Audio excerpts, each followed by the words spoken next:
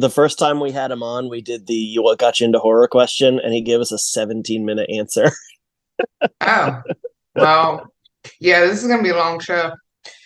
Or we just have to ask 3 questions. Yes, so just let's ask three, and then we can just like leave and just let them talk. Well, that's what Patrick did. He asked a long question, then he left. Just fucked off to the other room. Like, gonna go watch a movie. I'll be back. Yep. Where is he? Is he like in the room? Is he waiting? Is he in the wings? Yep. There. Patrick, I feel like you're talking to us, but you're muted. I was gonna say Michael's here now. Yes, we can see that. Hi, Hello. Michael. Michael, how we doing, man? He's connecting now. He can hear us, I think. There's only one Hello. bald man allowed on a show at a Hello. time because you also Only sport a one good bald man? What the fuck is ones this? that don't have a nice beard, and your beard's very nice. So Well, Patrick, I guess you have to leave. Yeah, Me and there Brennan will you talk go. to Michael. Thank you. bye, Mike. No, Nice to I- talk to you. I gotta go take a leak. Patrick, are you in a kill room? You know, because when we've spoken before, you haven't blurred your background, but it's like, Yeah. what is Well, going dude, I on moved- now? I moved homes, so now we're Yeah. He's in in a the snuff room. no. I'm I'm trying to unblur it. There we go. So Yeah. right now, in his Yeah. bedroom. Yeah, you get kill room or unmade bed. It's really it's your choice. it's my son's I'd rather playroom have behind the snuff kill room. room. If that's weird for you, I guess we're not friends anymore. I mean, Okay, well, good to clarify. Welcome to another episode of Dead Headspace. This is episode 212. We got Michael David Wilson on, but first, I am your host, Patrick R. McDonough, joined by my friend Brennan LaFaro. Say hello, Brennan. Hello, everybody. And my other friend, Candace Nola. Say hello, Candace. hello. And like I said just a moment ago, we're talking to Michael David Wilson. He is the host and also the creator of This Is Horror Podcast, one of our favorites. And he's also a author. You know, we've had him on quite 2 times at least. It's been a while. And the last time we had you on was, I believe, for that book with you and the one that you and Bob wrote. They're watching.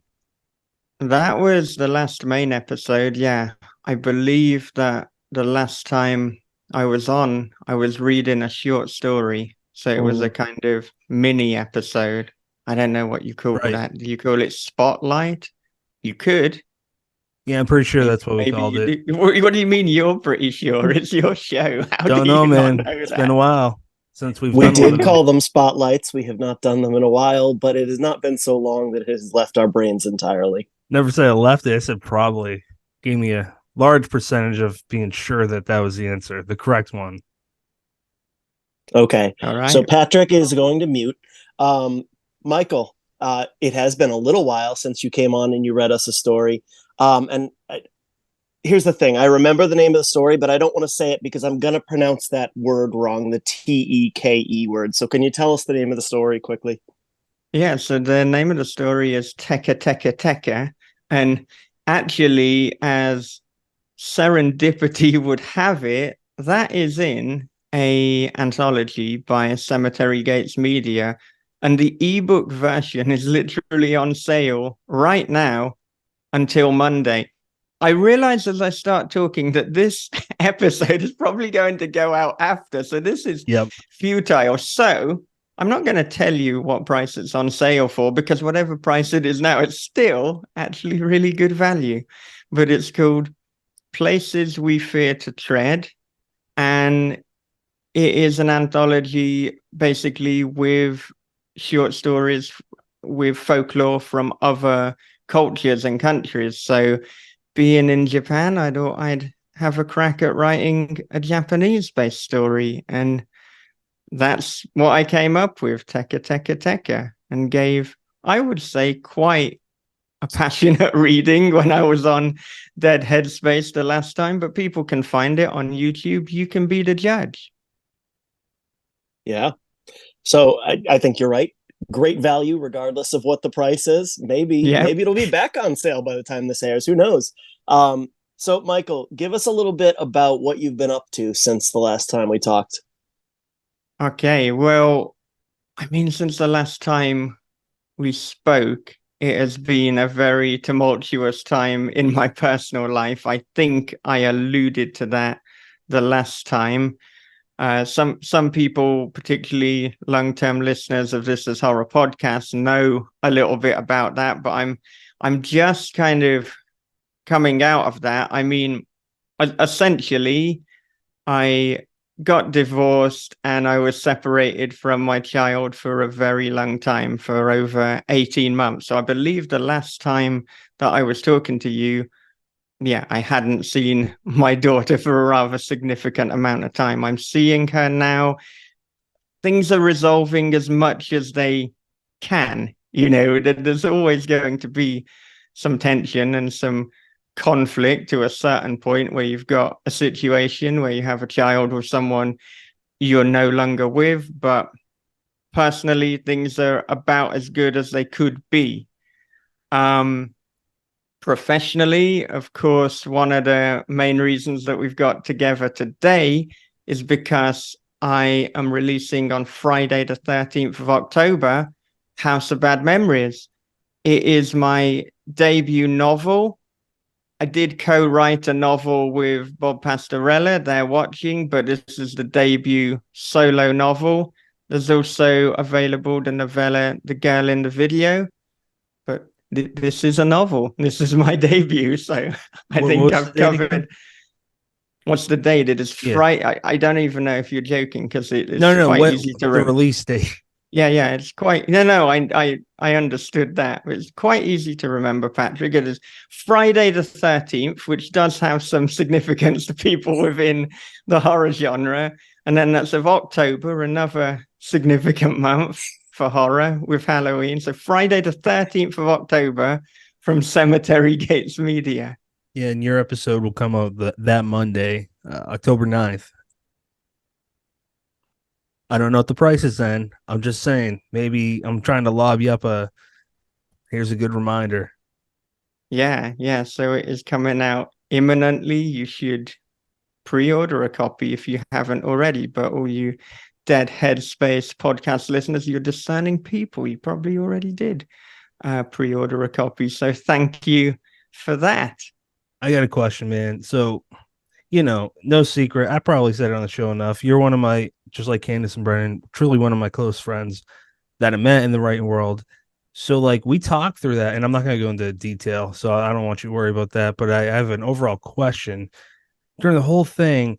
Like, I don't know if this is how you guys think, but I was just at times after we talked, thought about what would I do, and I don't understand how you are so strong with being hopeful in one of the worst scenarios for over, you said a year and a half. Like, I'm sure I asked you before, but I'm certain that there's a lot of people that this could offer help, because I wish I was like that. So can you describe that? Like, you're a horror writer. Did you store all that for, your creative outlet, or how'd you remain that way even when you were like just by yourself? Because that's the hardest time to stay hopeful, right? Yeah, I mean, it was certainly the most testing time of my life. It was the biggest challenge that I've ever had to face. And in a bizarre way, I'm just glad that I faced it at the time when I did face it, because the past few years or so, I've really been getting into Stoic philosophy and meditation, and just remembering that I can control my own actions. I can control my reaction to things, but I cannot control the actions or reactions of other people. So it was as if I was given this test where it's like, well, you've preached some of this stoicism. Now let's see how you actually do with it. I think too, and I have said this before, and it's again maybe a bit of a strange thing for me to say, and this is starting the conversation off in a pretty dark way. So this is again another bizarre thing to say, but I feel in many ways glad that this happened to me as opposed to another person who hadn't had my life experiences and my mindsets, because I could see if my personality was just tweaked in a slightly different way, I mean, that there could be no me anymore. I could have ended it all because it was a very, very bleak time. But no matter how dark it got, and it did get very dark indeed, there was always a glimmer of light. And I mean, in terms of why am I so optimistic? It's a little difficult to give a kind of conclusive answer, but I know that when I face troubles, that like if I've got a choice between laughing and crying, then I would rather laugh. Now, obviously, I didn't laugh exactly about the situation I was in, but I will use humor and comedy to try and break the tension. And I don't like other people feeling bad as well. So even when, like, I tell some people about the situation, I might crack a joke or some dark humor in some kind of vaguely tangentially related way, because I felt as well, you know, talking about the situation, it is a bit of a downer on everything. So if I can throw a joke in or show that it's okay to laugh, then I think that helps as well. And I think as well, a lot of people, they didn't know what to say to me in this situation. And so typically I said, well, you can literally say anything from, you know, you're sorry to hear what's going on, to apropos of nothing, you can make a dick joke. So there's the whole spectrum of things that you could say at this moment, because there is nothing really right to say. So then when there's nothing right to say, does that mean everything is right to say? There are limits, but broadly speaking, in terms of, you know, how could that translate to advice for others in, like, I would hope nobody would be in this exact situation, but any other people like facing adversity or darkness. The problem is, if I try and think about the things that I would say, unless you're geared in the way that I am, it might not be very helpful, because is it really helpful if all you can see is darkness and somebody says, oh, there is a little glimmer of light in the distance? I think that's probably going to exacerbate the situation. But I guess, like, as well, I held on to light and positivity because it's the world that I want to believe that we live in. And I mean, this is getting a little bit woo-woo, but I believe if everybody operated as if there was karma in the world, as if karma is a real thing, then slowly the world would manifest in that way.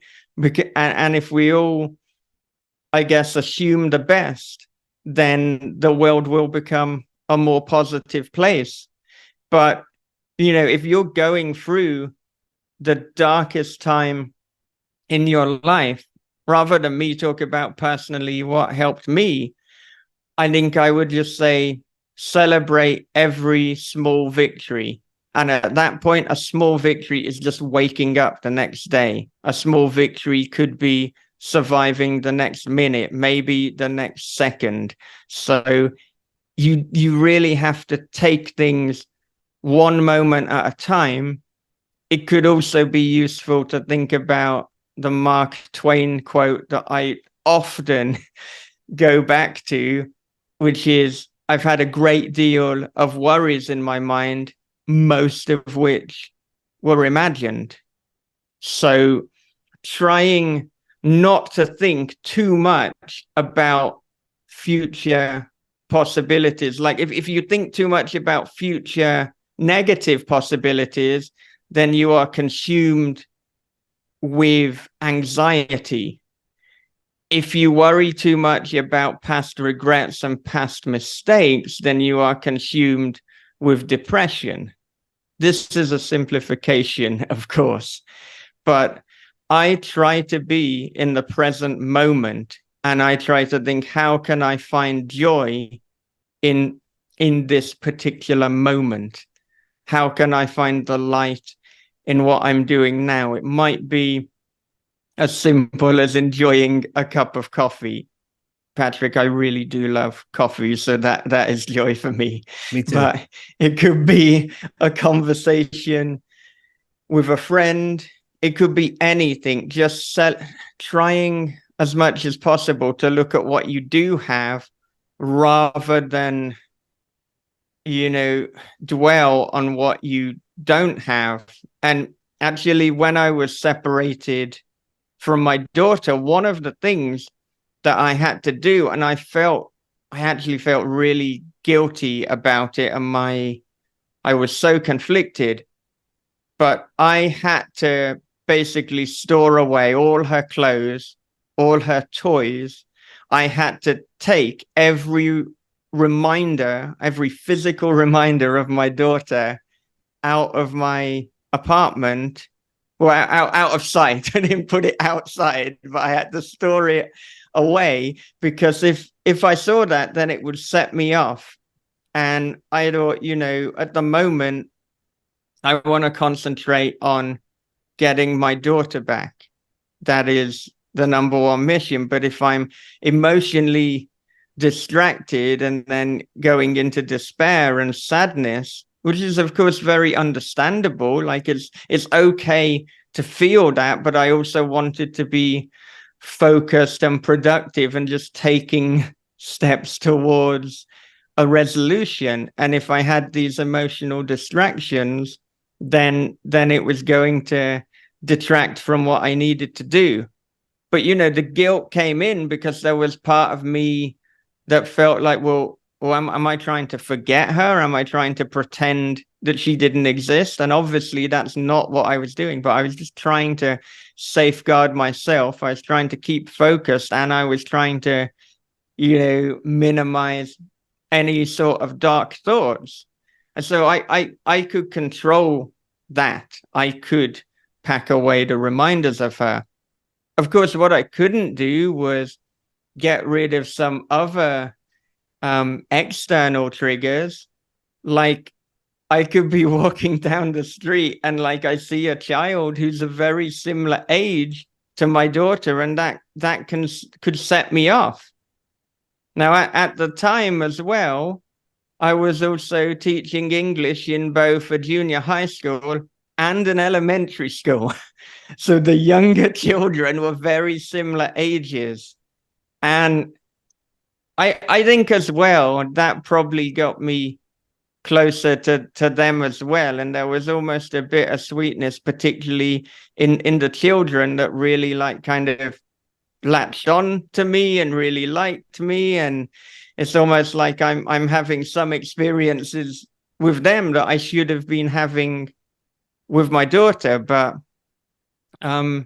it's also, this whole period, I think, has changed me for the better in some ways. Now, of course, I wish that I hadn't gone through this, but there's been so many, there's been positivity that I've found, and I never take anyone or anything for granted. And if you listen to previous conversations that I've had, particularly the one with Jonathan Jans, and it was very difficult to talk about at the time. It's even potentially difficult to talk about now, even though I'm seeing my daughter, because when I'm thinking back to something, I really get into that mindset and that period. But like the last time I'd seen her before the absence, I had a feeling that something might happen, and she was just lying there and she was sleeping.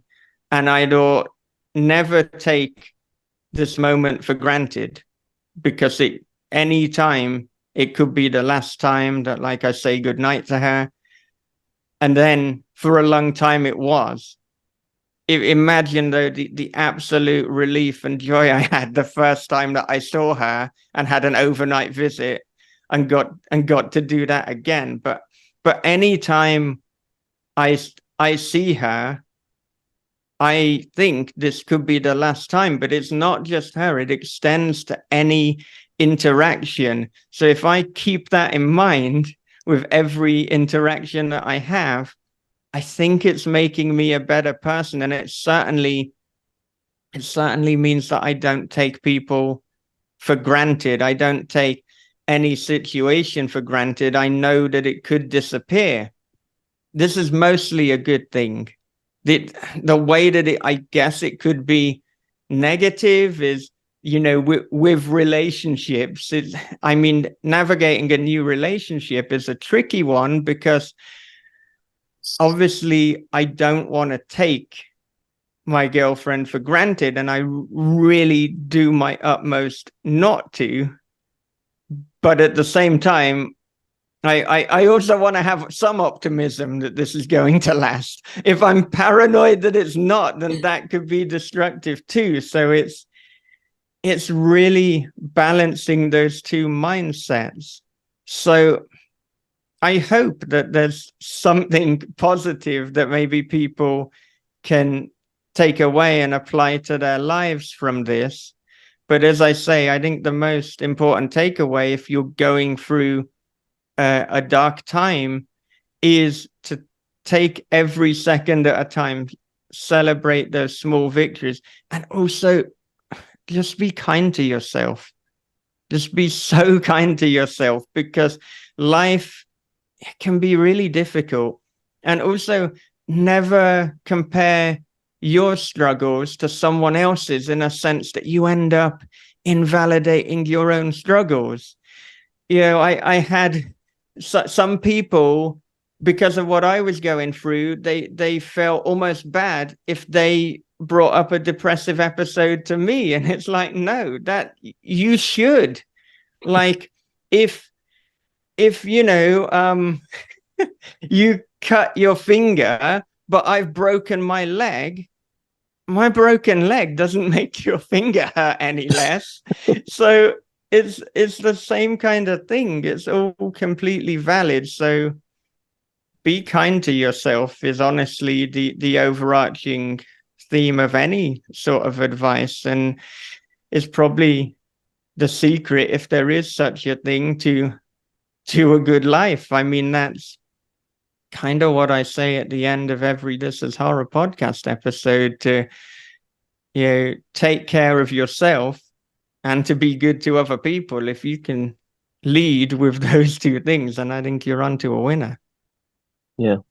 I'm so glad you brought up the episode that you guys did recently with Jonathan Jans. That was, I think it's a 3-parter, isn't it? Yeah. And it's 3-hour-long segments of just absolute gold, and it touches on a lot of the themes that you just talked about, being kind to yourself, being kind to others. And I think what's so magical, I hate that I threw that word out, but it's really, it's appropriate, is that so much of it, especially the first part of the episode, is off the cuff, unexpected. You didn't plan to talk about it. You didn't have it written down on a sheet. And, for those people, listeners who don't know Jonathan Jans, he is so relentlessly positive. And what better person to walk down that path? And it was a dark path, but there's that glimmer of hope. Kind of like you said, although I think you're onto something where you say you can't just, somebody going through something, you can't just be like, hey, there's light at the end of the tunnel. That's very close to telling somebody having an anxiety attack to calm down. It's good-hearted advice that's just going to fall on deaf ears. Like you said, it has to come, a substantial portion of it has to come internally. Yeah. Candace, And go ahead. I was just going to say, because now I'm trying to think of when other people have come to me and they're having a dark episode. Honestly, like if it's in terms of what I say in reality, I normally agree. I say, yeah, that's really rough.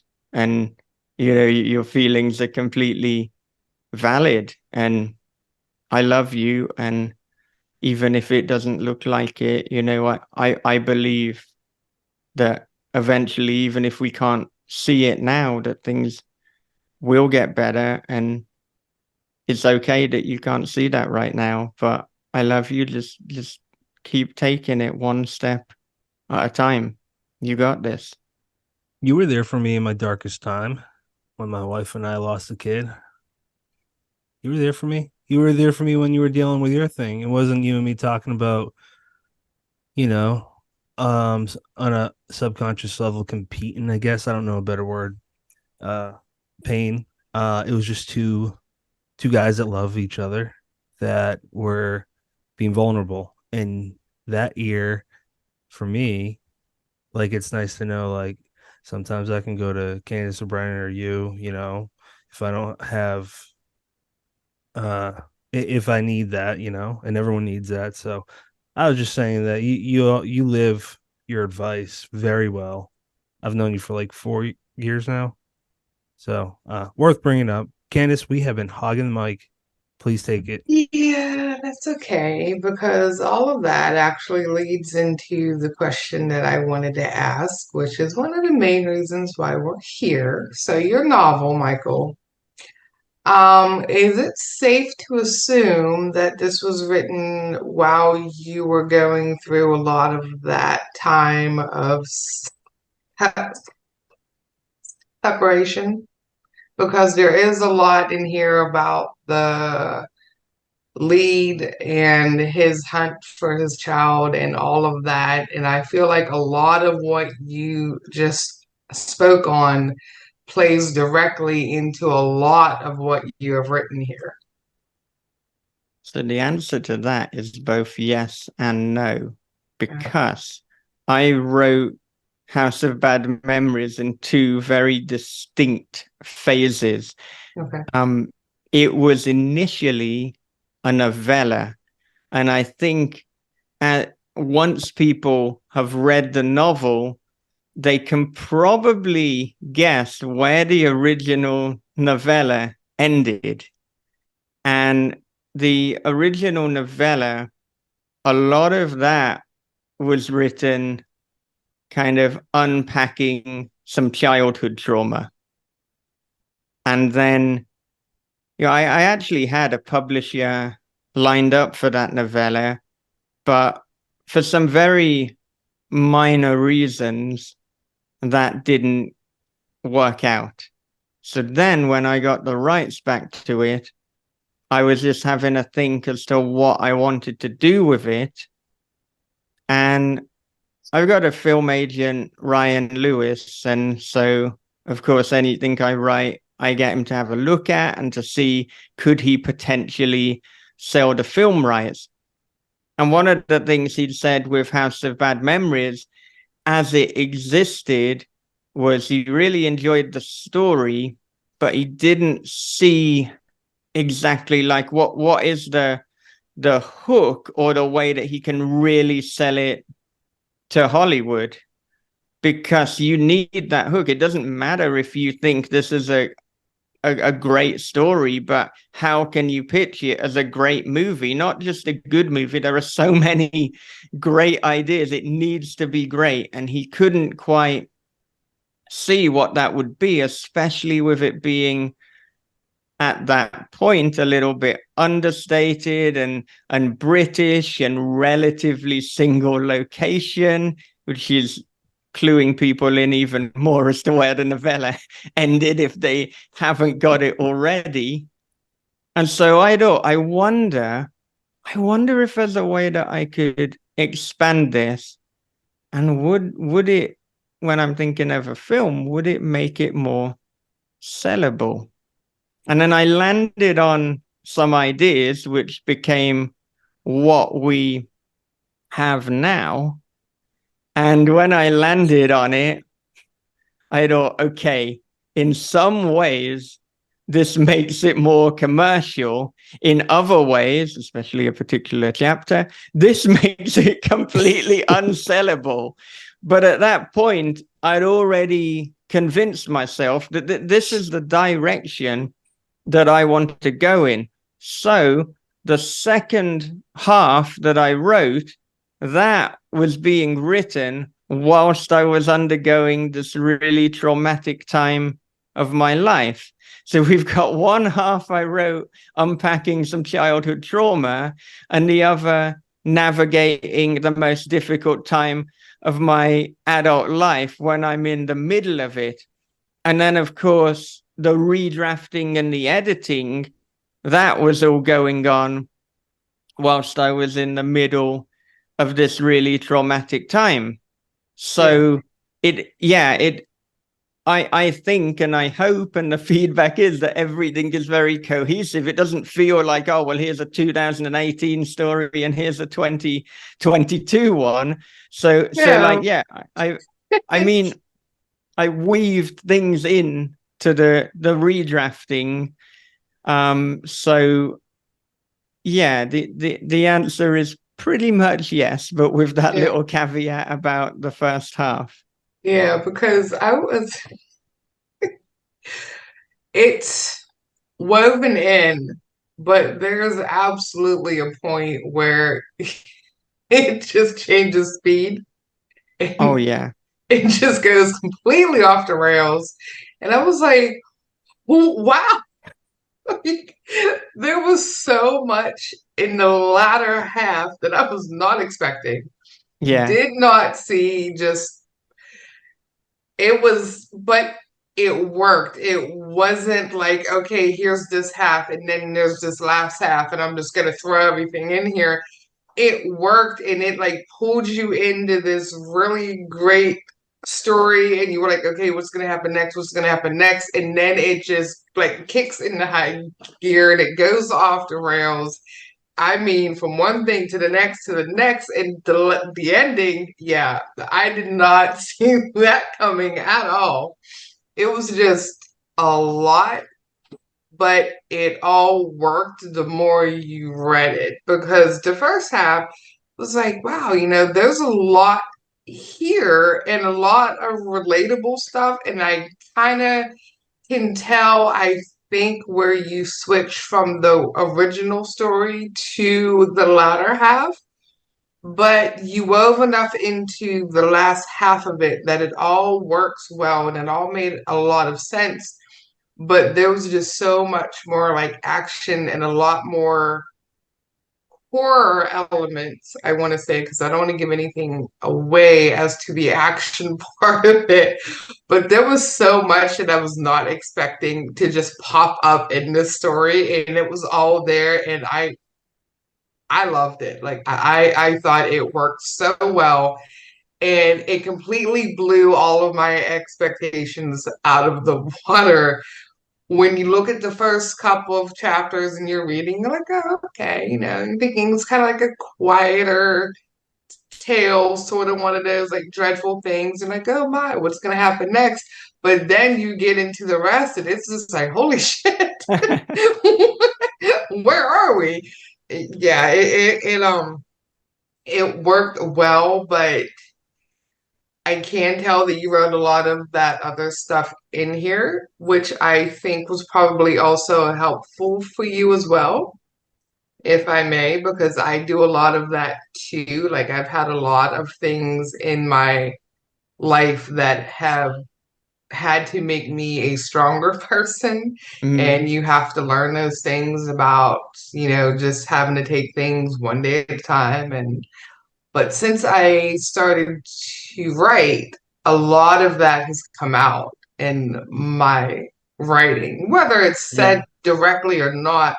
But there's those little things that are a part of me that kind of make it into everything that I write. And some of them are violent, and some of them are angry, and some of them really sad.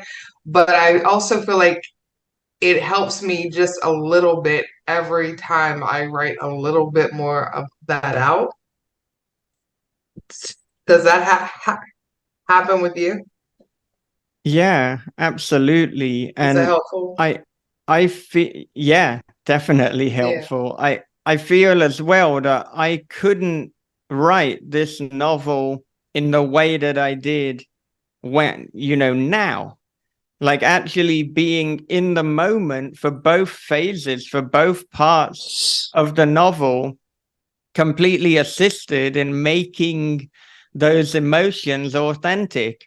I mean, Jack Ketchum, Dallas Mayer, he would often speak about writing from the wound. This was really writing from the wound. This is the most personal and the most writing from the wound story I have ever written. And I know as well, and obviously, as with everything, advice and opinions vary. So I've heard people say before, you know, don't write something in the moment, wait for you to have perspective and to see how everything pans out. But actually, for me, if I'd have done that, then I think that the novel would have been blunted. It wouldn't have been as immediate and hopefully as impactful for people. I wanted to capture those raw emotions, Yeah. and it's hard. The more distance you have from it, the harder it is to capture that raw emotion. Yeah. So, I mean, even answering Patrick's question about how I was feeling during the lowest time, it's harder for me to answer that now than it was when I was talking to Jonathan Jans and I was in that moment, because it's almost like me telling another person's story. There's distance from it. That's not me now. And yeah, if I were to write House of Bad Memories now, it might not have some of the wildness and the anger. And I mean, here was a person in the second half, and he was all out of fucks. There were no fucks left to give. Correct. So that's kind of what happened. And another thing, particularly with a number of scenes that I know people will talk about and people have mentioned to me, I felt that with my fiction so far that I have hinted at there being extreme violence, but I normally don't quite describe it. I shy away a little bit, and people might not realize that because, like, I will describe a lot of the aftermath, so it feels like you're witnessing the violence, but there's very little violence or torture that I put into my fiction. But I don't know. This is kind of like the foreplay up until this point. I've hinted that we go in there, and it's like, now you got to deliver. Now is your time to step up. And I don't also, because, up until this point, I haven't done this, people are not going to expect it. So I read a little bit of Edward Lee and Ralph James White. I got into the mindset, and away we went. And Yeah. thus Yeah. chapter 22, amongst other things, was born. Yeah. And yeah. Yeah. And you went for it all. Just all of Yeah. it. I was like, okay, well, this is great. People are gonna talk about this one. They're definitely going to talk because it literally has a little bit of everything in it. And I think that's why it works so well. Yeah. So, Yeah. I mean, I'm interested for the wider readership to get it and to see what some of those reactions are. I mean, I think that chapter that I've mentioned, for some people, they're going to love it and they're going to keep reading and be like, what the hell are we doing now? And I think for other people, they're going to put it down and it's going to become a did not finish. And it I don't is think going so. to, yeah, well, They may pause. They may need to put it down and walk away for a minute, but I feel like there's so much happening, and when you get to that point, you're so sucked in that you may need a break. You may need to go get, a cup of coffee, go get some fresh air, but it's going to pull you back because at that point, you need to know what happens next. Like it's going to be in their head and they're going to be like, yeah, but let me just get through this next page or so and see what happens because you're so invested by that point, you're going to pick it up again. That's just how that's just how I feel. Yeah. You Yeah. need to know what happens after. You need Yeah. to. And trust me, it's worth it. So anyone listening, stick with it. But because I promise you, it's worth it. Yeah. Mike, so in they're watching it in this, you have organized crime elements in there. I would very much so like to see that. I love seeing that stuff. Like Green Street Hooligans is a favorite of mine. That's not it's not really organized crime. That's kind of its own thing, but you get what I'm saying. I like seeing that stuff, like Peaky Blinders.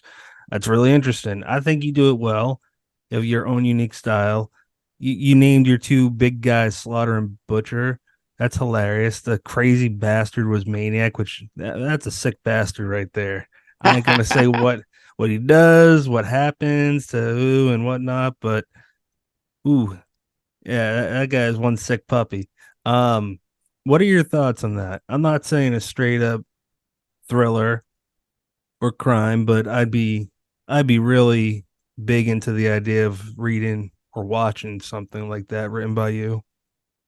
Yeah, I mean, in terms of my own personal taste with horror, I prefer real life horror, for want of better phrasing, than I do the more supernatural and fantastical. So, I mean, often when people think about horror, if they're going to pair it with other genres, you'll often see horror, sci-fi, and fantasy put together. But for my own personal taste, for my own favorite things to read, to write, to watch, it's horror and dark thriller and crime. That's just what I'm personally more into. So then, I mean, it does make sense that those elements are coming in more in terms of the writing that I'm doing. And in terms of the supernatural, I do prefer there to be ambiguity in the way that there is in A Head Full of Ghosts by Paul Tremblay. I think that is one of the best examples of a supernatural tale that has ambiguity packed into it. But I mean, my bag and the type of films are things like Seven and Silence of the Lambs and things Ooh, that I you said think two they're of the horror. best. Yeah, I think like horror tangential, Shutter Island. Of course, you Definitely. interviewed the author Do the of books Shutter somehow Island. better. The movie's great, but yeah, Yeah, I would like to see you writing stuff like that. yeah. I So mean, let's it's make that happen. let's make it happen. Why is there a contract? Snap your fingers. Yeah. I love reading your dude. I've read 3 of your books and some of your short fiction. You're a good writer. You're entertaining, Well, like Candace was saying. yeah, And just to bookend the beginning of my question, uh, I maybe it's just because I'm an American writer, a reader or whatever. Maybe it's just because I don't know, but I don't see a lot of, like I said, English crime or right. Japanese crime. That might be a thing over there. It's not that I'm aware of, but it'd be really neat to watch you write that because you know both worlds. Yeah, and because you mentioned Peaky Blinders, in fact, so at the moment, the audiobook production, I'm going through the edits on that at the moment, and the narrator that I've got in, he has done the accent so well, but the majority of this book, it is set in the Midlands, it is set near Birmingham, so actually a lot of the accents are like the Peaky Blinders, That's and it awesome. makes it very authentic. Mhm. But I can see for a number of American listeners and listeners from other countries that it could be too intense for some people. I'll have to see what the feedback is. It's not even deliberately intense, but it could be just indecipherable. It's very authentic Midlands accent. So I'll be interested to see that feedback come in as well. In terms of like writing more things set in Japan, I think I absolutely have to, because it's like this is a niche, this is an experience that I have, so I should be kind of taking advantage of that. So there definitely will be things on the cards. I mean, I've got numerous projects that I'm working on at the moment. So I just wrapped up the second or so draft of a book called Daddy's Boy. Now, Daddy's Boy, I've kind of pitched as the Greasy Strangler meets a Joe R. Lansdale heist story. Oh boy. It's certainly, if we were to put the girl in the video and they're watching as a pairing, then I think we could put House of Bad Memories and Daddy's Boy as a pairing. The thing with Daddy's Boy, though, is it's even heavier on the comedy. I mean, some could argue that it is effectively a 75,000 word dick joke. And when you read it, you will see why. It is much heavier on the humor. Overcompensating, man. But it's a lot of words for a dick. I mean, no comment, but you could have taken that any way you wanted. There's I don't want to take it from you, Patrick. Let's move on. Let's move on. So there's like a lot of comedy in it. There is some crime in the same way that there is in House of Bad Memories. But there's also fractured parental relationships. So obviously this is not a theme that I'm done with yet.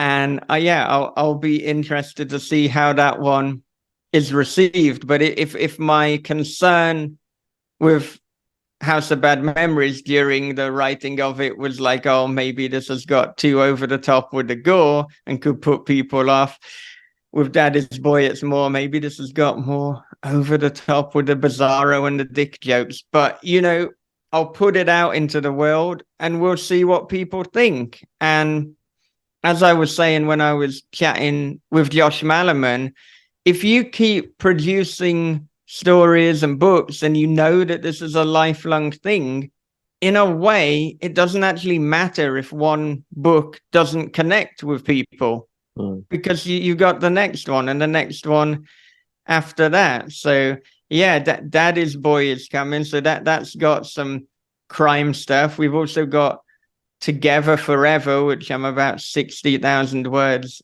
deep into. That is a kind of Adrian Lynch psychosexual thriller. I originally wrote it to try and do something commercial, but at the point where my brain decided to bring in a sex calisthenics cult, I realized this was just going to be as odd, if not more odd, than anything else that I've ever done.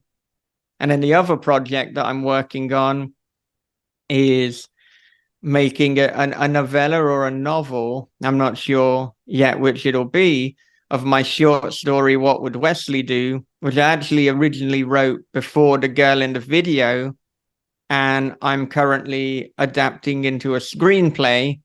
So it's a bizarre thing where I had the short story, I turned that into the screenplay, and then I'm going to turn the screenplay into a novel. But I think What Would Wesley Do? That'll appeal to probably people who like the girl in the video. Daddy's Boy will appeal to people who liked the comedy and House of Bad Memories. And if you want to join a sex calisthenics cult, then Together Forever is for you. That very small niche, but there's probably 3 people listening who, you know, that's what they want. So Thomas Joyce, welcome.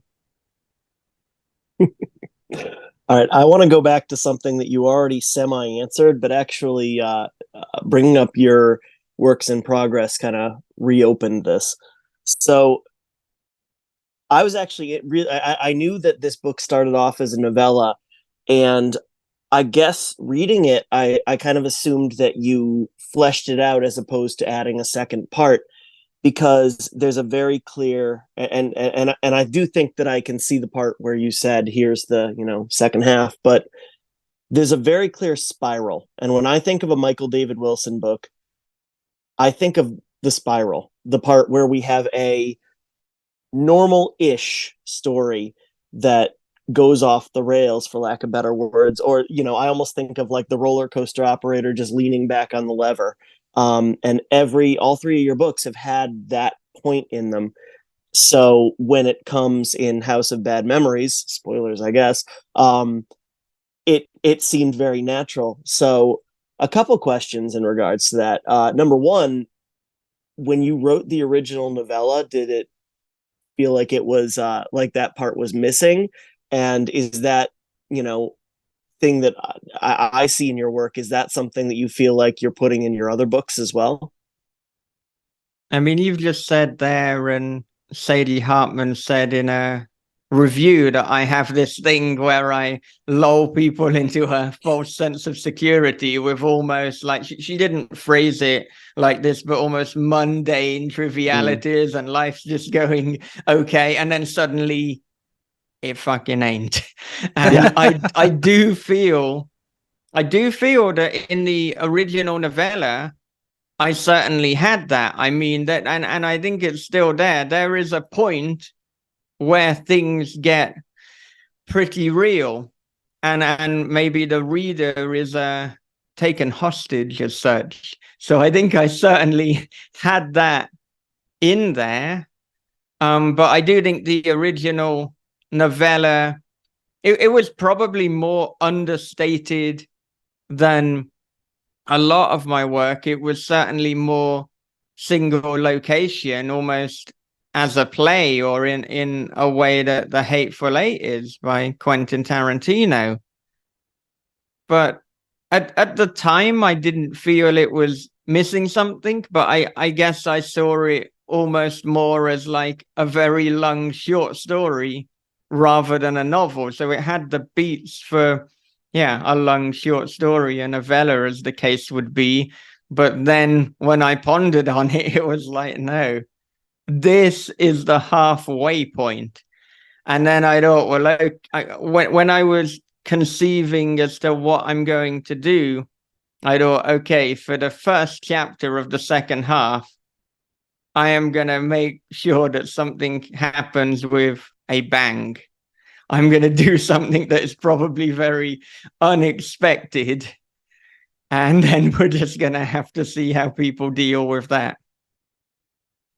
But what was your original question? Because I think you baked two parts into that question. So I've answered the first part. You hit the first part. And by the way, I did not mean to imply that there was no spiral in the first half of the novella. But as you kind of said, it was when you hit when you're reading the book and you hit the part where the gas really gets put to the floor,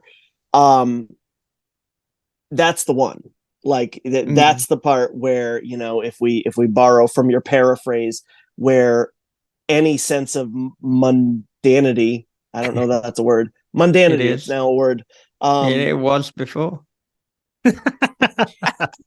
It's now lost. So mundane, man. Yep. So my second part was, is that, something that you picked up on to the point where you feel obligated to put it in future works, or does it happen naturally? Is that, are we going to see something like that in pretty much everything that you write? So I don't think I've really felt an obligation to write or to do anything.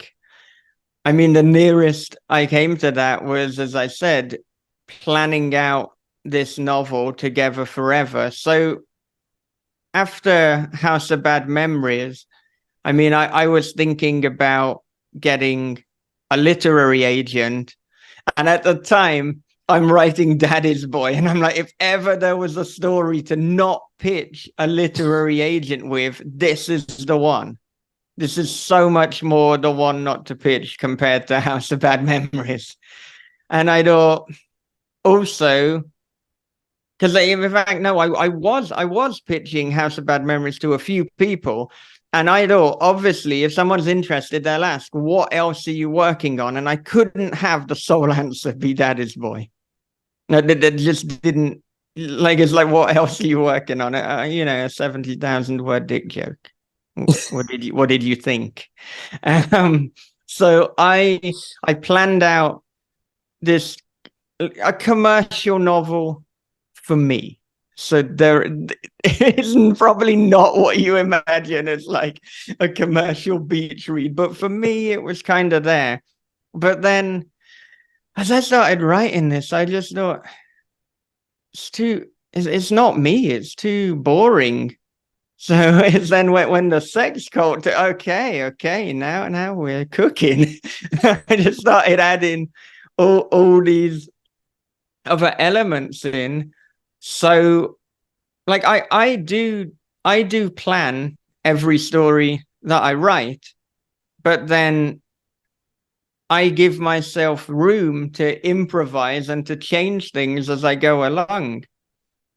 And I mean, I'm trying to think about the other projects that I'm working on. I think this so-called spiral is something that I'm doing quite organically and naturally, but I think it's something I'm doing the more and more that I write. So I think it was perhaps less apparent in like my earlier work, but it is getting more and more apparent now. But I don't think I really it's not fabricated or it's not forced. And probably a lot of the best moments in my mind might be very different to readers, but the best moments they turn out more organically. So I've spoken about, a certain scene. I knew something was going to kick off, but I didn't really know exactly what was going to kick off until it did. And I also like with that scene, I want it to be original. I don't want it to be a thing we've seen again and again. I haven't seen that scene in a book or film, so I think I achieved that with that one. And that is something I guess I do semi-frequently. So I sometimes turn to the James Altucher advice that if you can't think of a good idea, then think of 20 ideas. So they don't have to be good, just any idea. It can be really cliche. And then I've got my list. And then probably somewhere, maybe combining or adjusting a few of the ideas. There's something original and unique and new. And, often it could be a scene that nobody ever asked for and nobody ever needed, but you got it anyway. That one's for free. One more thing I wanted to ask about with this book, your work in general, if you like, but especially this book, how did you approach adding in the dark humor and keeping it authentic? Because I mean, like, the character's in the shit. And with a couple of my books, I've kind of found the same thing. There's almost this humanity to, well, I'm in a bad situation and some people are going to read a joke as inauthentic, as, who's going to be messing around and, acting like they're a stand-up act right now. But falling back on that dark humor, that really walks hand in hand well with horror. There can be an authenticity to it when it's done well. So how did you kind of strike that balance?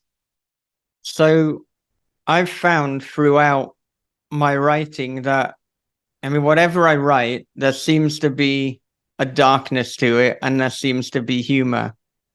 But that doesn't always sell that well. And it might be easier for me and for my so-called career if I either just wrote straight horror or I wrote just straight humor pieces.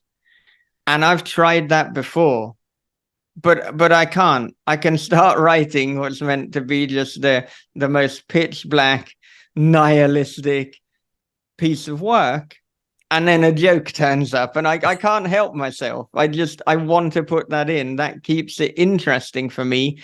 Equally, I can be like, oh well, we'll write kind of fun, like buddy comedy, and then I do something really dark and fucked up. Like those two things will always be kind of a part of what entertains and amuses me. And sometimes I'm writing things to entertain and amuse myself. Look, writing can be solitary and isolating. And I think that dark humor and humor in general has been part of my personality for such a long time.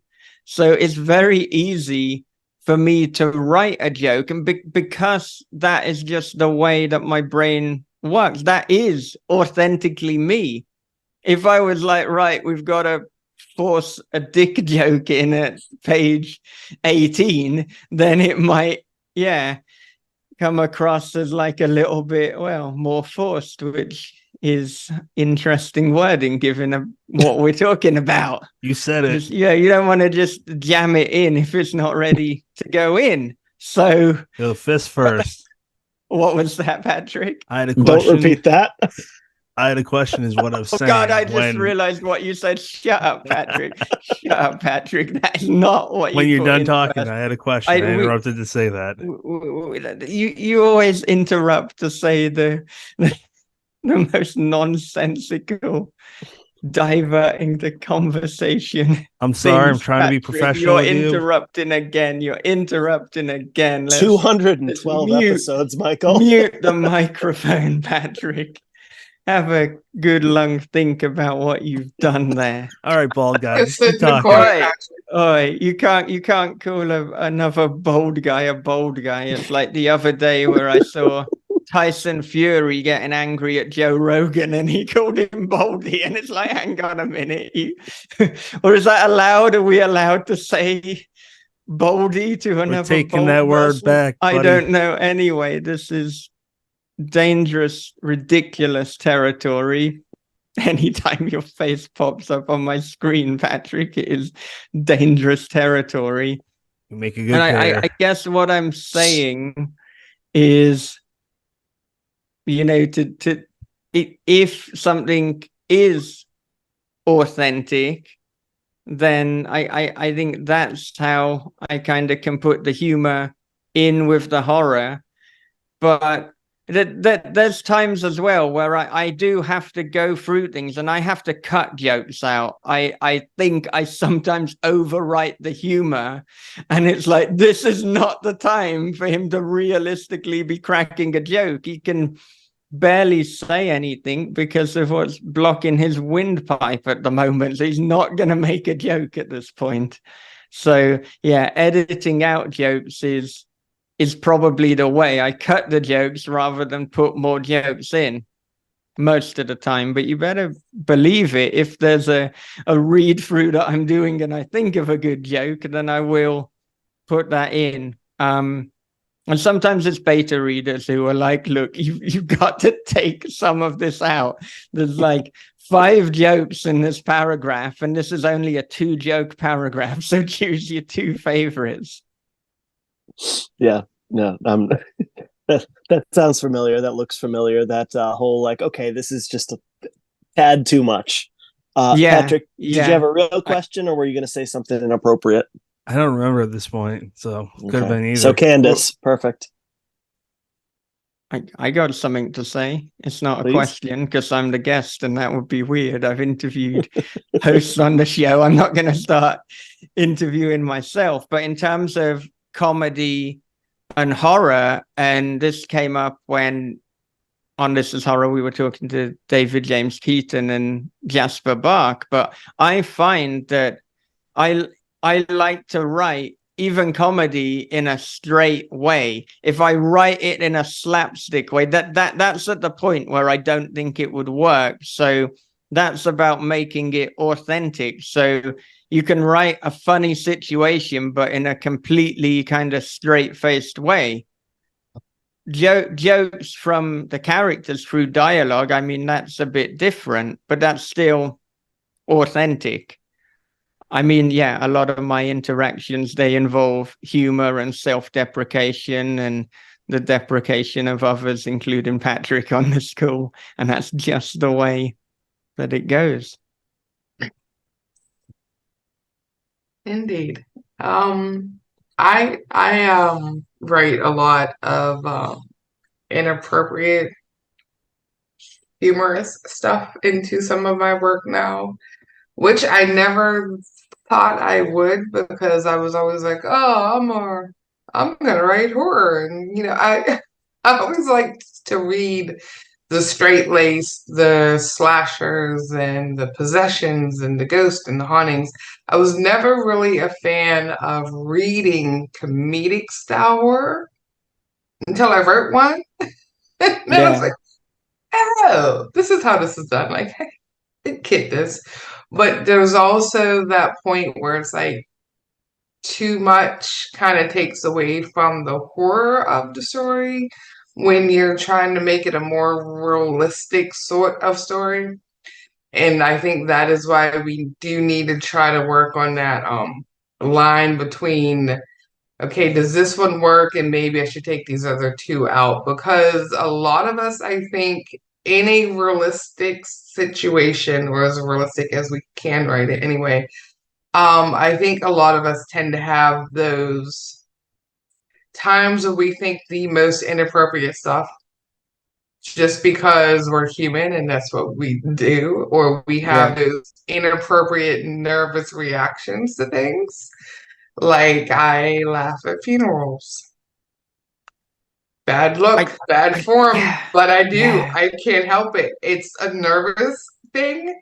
And it's like the awkwardness of it and the tension and everything. And sometimes I've been known to just start laughing. And I'm like, so sorry. It's not the funeral, but it's just the thoughts in my head that kind of make it kind of like, you know what I mean? And I I think, know exactly. I know yeah. exactly what you mean. I've So got when this you take built-in thing those, where I laugh when I'm not meant to. right, exactly. But what happens to us all, and I think when we take that and we write that into those scenes, those more realistic style stories, it works because we all have that. We all have that thought that we shouldn't have at the wrong time.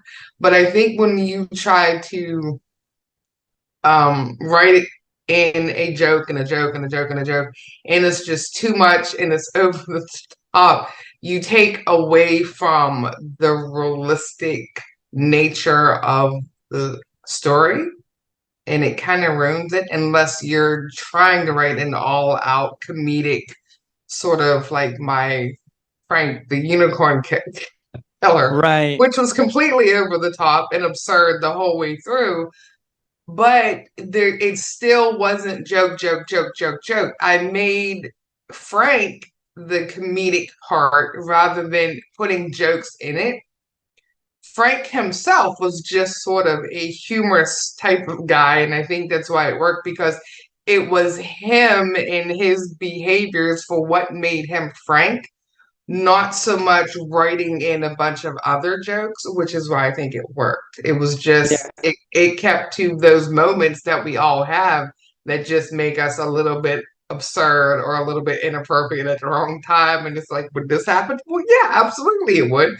And sometimes you need to just know when to take out the ones that don't in order Yeah. to keep things moving along in that realistic style and keep the reader immersed rather than, okay, it's too much and I don't believe that they're gonna say this and it's kind of losing me a little bit. Yeah. That was the point I was after, which you just illustrated so perfectly. So Yeah. Yeah. anyway, And I think it's also about just knowing what it is you're writing. And I mean, at knowing which side you're going to go in on, because I mean, House of Bad Memories is a dark thriller with elements of humor, mhm, but at the moment, there's certainly quite a strong argument that Daddy's Boy is a dark comedy mhm, with horrific and crime elements. right. So, you know, when it comes particularly to like first reader feedback and also Ryan Lewis feedback, which is very pivotal for me. Then it's about, how am I going to adjust this? Am I going to go all in on the comedy and it's like, this is a dark comedy, or am I going to rein it back and make it more of a thriller? Right. I mean, I've noticed with some first readers, they're saying it has that they feel it's leaning more into bizarro. But I feel that they're probably just saying that because we don't often talk about this as a dark comedy when we're talking about a book. So bizarro is the nearest kind of vocabulary we have, but I don't think it's quite bizarro. It has elements of it, but it's not I haven't gone full Carlton Mellick yet. Never go full Carlton Mellick. There's no coming back from that. Yeah. Well, I get a question that's about Japan. Okay. So I heard that, actually not heard, I saw this video where they make have a system where kids become more independent and towns are more unified as an actual community to look out for kids with, I don't know, yellow hats. I think they're like 6, and it just says that they are by themselves, that they know how to walk from place to place without an adult. Have you heard of that before? Is that maybe a certain area of Japan? I mean, I think what you're talking about is like a lot of kids walk around independently without adults from a much earlier age. Mm-hmm.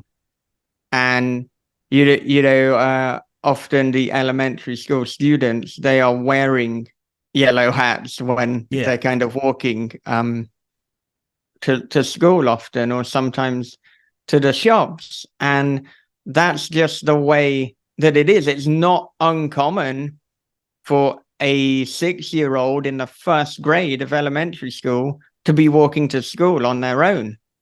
Yeah, and I saw it could be as young as 3 and 4, and my boy's almost 4, and I'm like, nope, not gonna go on his own ever. Yeah, I mean, I love Japan. I love a lot of elements of the culture. But as we said, towards the start of the show, I'm hugely protective of my daughter.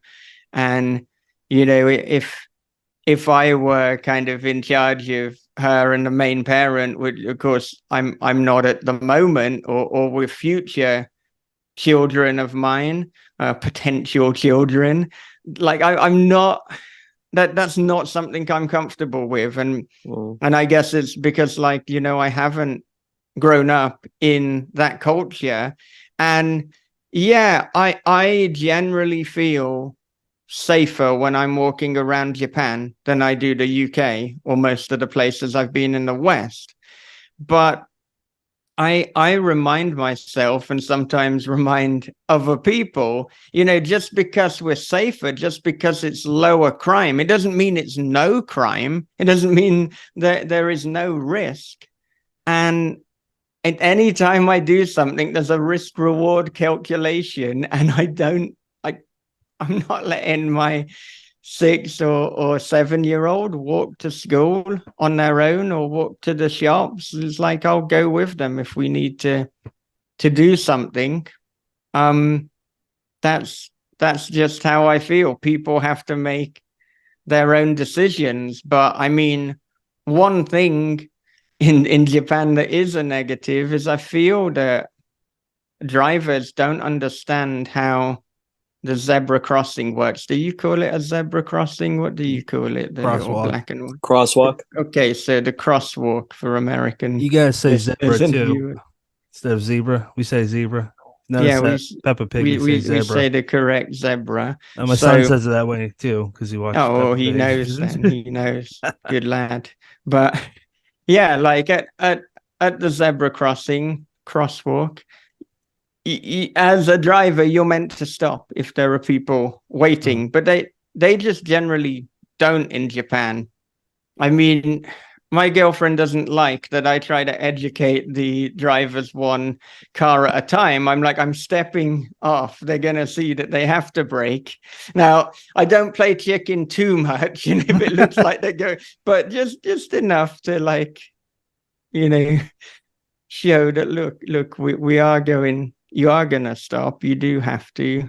I think it's ridiculous, but the point is that because they're so blasé about stopping at a crosswalk, well, that's another reason to not let my child walk around. And unfortunately, you do hear of children getting ran over. They get hit by cars. It's like probably a combination of like someone that young walking around anyway, and the lack of education as to the function of a crosswalk, which I'm passionate about. So he'd fit in well in Boston. People that are crossing the street, they don't give a fuck. Yeah, it's a common attitude up there. Yeah, I think what's happened in Japan is Japan in general is a very polite society. So much like in the UK, there can be a like kind of like, no, after you, after you, after you, and like waiting for other people. So then people at the crosswalk are extending that when they're waiting for the car, but it's like, no, this is your right. This is your God-given right. You cross that crosswalk. My man. So I do. Do it for Japan and for the highway code. My man. Zebra walking. Zebra walking, that's what we call it. Let's move on to final thoughts. What are you currently reading, Michael? What am I currently reading? Mm-hmm. I am reading all manner of things, but I'm reading the nonfiction book Novelist's Vocation by Haruki Murakami. That is very good. I'm reading a number of things for the podcast, including Chuck Palahniuk's new book, Not Forever, But For Now. And I'm reading The Dead Take the A Train by Cassandra Khaw and Richard Kadley. But there's other things that I'm reading as well. Oh, I'm reading Max Booth's forthcoming novella, The Last Haunt. Yeah, many things that I'm reading. Oh man, nice. That's a lot, man. Jesus. Candace, what are you currently reading? I am reading White Trash and Recycled Nightmares by Rebecca Rowland. It's coming out, I believe, October 10th. So I'm reading that right now. I'm reading another novel for a blurb right now, which I'm not allowed to say just yet. And I'm also reading the new books of Horror Anthology Volume 1. I mean, Volume 4, Part 1, because it is a two-parter antho. I believe there's something like 110 stories in this two-part antho now, so it's Holy shit. massive. Yeah. Wow. It's a proverbial who's who of just about everybody in the indie horror community that is on their way up or wants to start out and everything, and it's absolutely amazing. So it's what I'm working on right now. Nice. Brennan. I also am reading the new Chuck Palahniuk book. I'm about halfway through. And I am wrapping up Tananarive Dew's The Reformatory, which is out October 31st. Really, really awesome. I was talking to Candace earlier. I said I am a sucker for Southern horror. You start calling ghosts haints, and I am absolutely in. But it's a really good one. It's a big kind of door stopper. But it's a page turner too. Patrick, how about you? I just finished your book today, Michael. Starting up The Reformatory tomorrow. Yeah, it's like, what'd you say, 560 pages? Give or take. Yeah. That's a big bastard. So, final thoughts. Michael, do you have any, sir? Well, If you like the sound of House of Bad Memories, which is funny games meets This Is England with a Rosemary's Baby undertaste, and if you like dialogue heavy fiction with WTF moments, then do take a chance on House of Bad Memories, and I thank you in advance. But beyond that, and more importantly, as I said at the start of the show, just be kind to yourself. Give yourself a break. Don't put so much pressure upon yourself. Life can be hard. And remember that in the short term, we often overestimate what it is we can do. So maybe we think we're going to write 10 chapters of a novel in a month, and then we can't, and then we get deflated, and then we quit. And we can apply this to all things.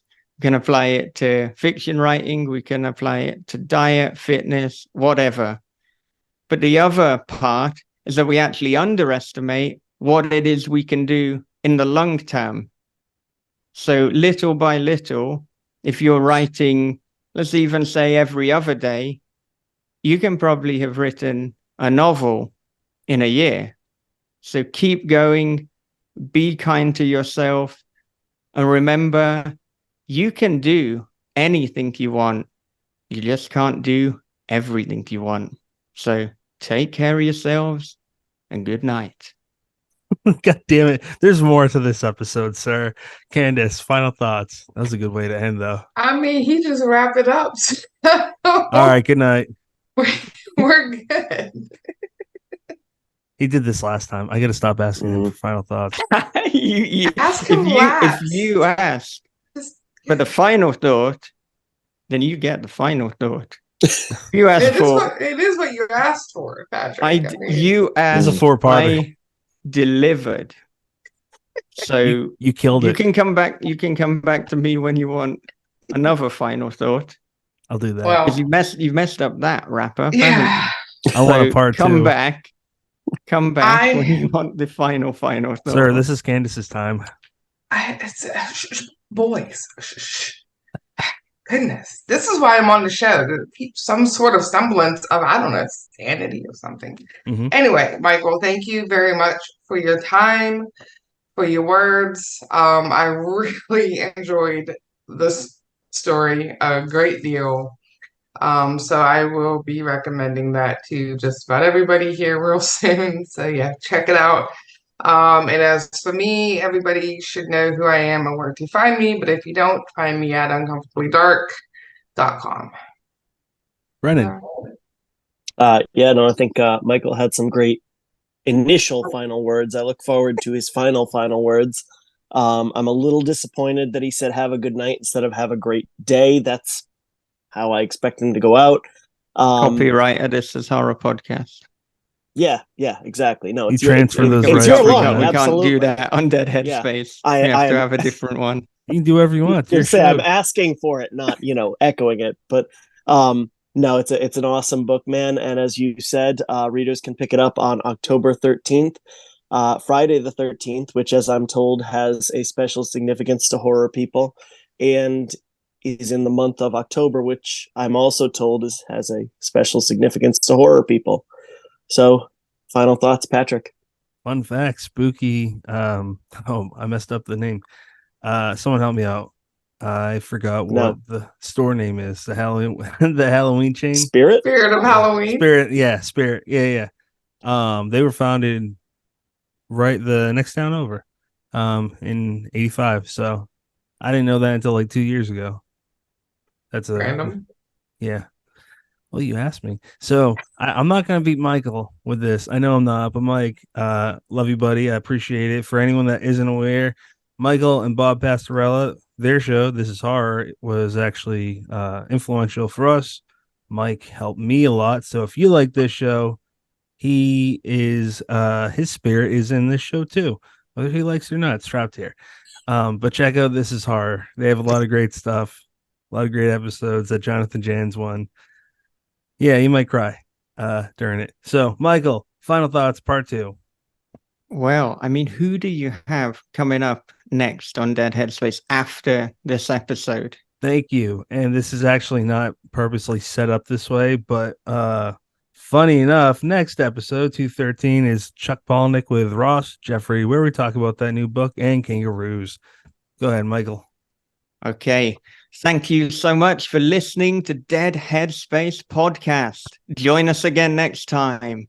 Not me, but everyone else next time, when they will also have Ross Jeffries as a special co-host. He is an accomplished author in his own right.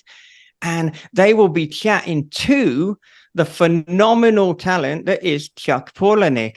This will be a return appearance from Chuck, so stay tuned for that. But until next time, take care of yourselves, be good to one another, read horror, keep on writing, and have a great day.